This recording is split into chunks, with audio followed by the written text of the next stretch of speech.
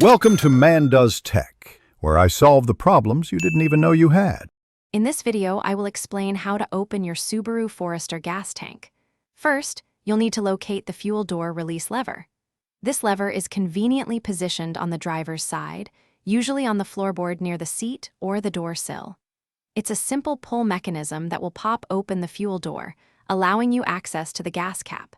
This initial step is quick and easy, setting you up for a smooth refueling experience. Once you've located the lever, give it a firm pull upwards.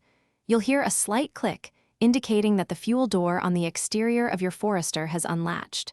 Now, simply walk to the rear driver's side of your vehicle. The fuel door should be slightly ajar, ready for you to open it fully.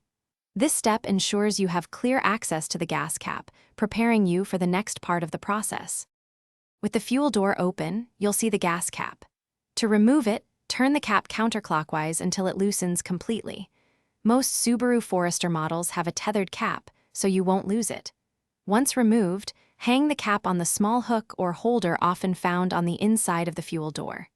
This keeps it secure and prevents it from dangling or getting dirty while you refuel your vehicle. After refueling, it's time to secure everything. First, replace the gas cap by turning it clockwise. You should hear several clicks, indicating it's properly tightened and sealed.